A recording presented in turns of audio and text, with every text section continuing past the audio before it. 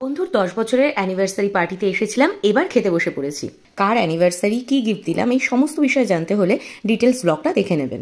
তবে যারা নিমন্ত্রণ রক্ষা করতে গিয়ে জাস্ট গিফট দিয়ে বাড়ি চলে আসেন, পাছে ফ্রিতে না খাওয়া হয়ে যায় এই ভেবে, তাদের উদ্দেশ্যে বলি প্লিজ স্ক্রল করে যাবেন। কারণ আমি আর 5 জনের মতোই সাধারণ এবং স্বাভাবিক মানুষ, আপনাদের মতন লেজেন্ড নই। এবার নিশ্চয়ই বাকিরা বুঝেই গেছেন কাদের উদ্দেশ্যে বলছি।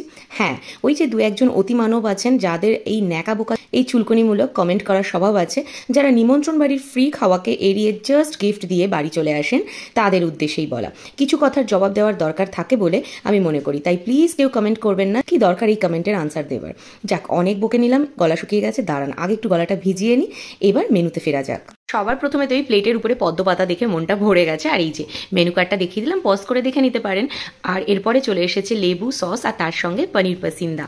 বেশ গরম আর তার সঙ্গে মুচমুচে ছিল, একটুখানি সসে ডুবিয়ে মুখে দিয়ে দিলাম। এদিকে স্যালাডও দিয়ে দিয়েছে, আর পনির পাসিন্দাটা কিন্তু খুব সুন্দর খেতে হয়েছিল।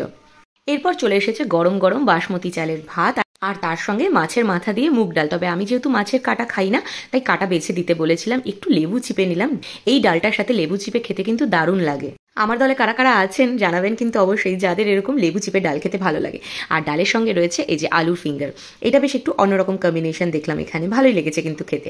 আর তারপরে চলে এসেছে পাবদার ঝাল। পাবদার সাইজটা দেখেছেন, ইয়া বড় বড় সাইজ রয়েছে। মাছ তো আমার কোনো কালই পছন্দ ছিল না, কিন্তু যারা আমার প্রতিনিয়ত ব্লগ দেখেন তারা জানবেন এখন এই ফেসটাতে মাছ খেতে কিন্তু আমার ভীষণ ভালোই লাগছে। আর পাবদাটা ভীষণই ফ্রেশ ছিল, খুব ভালো করেছিল রান্নাটা। আর এখানে একটা সিক্রেট বলি, আগে কিন্তু শুধুমাত্র ভিডিওর জন্য মাছটা নিতাম, তারপরে পাশে বরকে বা ছেলেকে দিয়ে দিতাম, কিন্তু এখন আর তা করি না, এখন নিজেই পুরোটা খাই। যাই হোক, এরপরে চলে এসেছে বাসন্তী পোলাও আর শো স্টপার মটন কষা। হ্যাঁ, মেনুগুলো দেখে বিয়েবাড়ির ভোজ মনে হতেই পারে, কিন্তু এটা ছিল 10 বছরের অ্যানিভার্সারি পার্টি।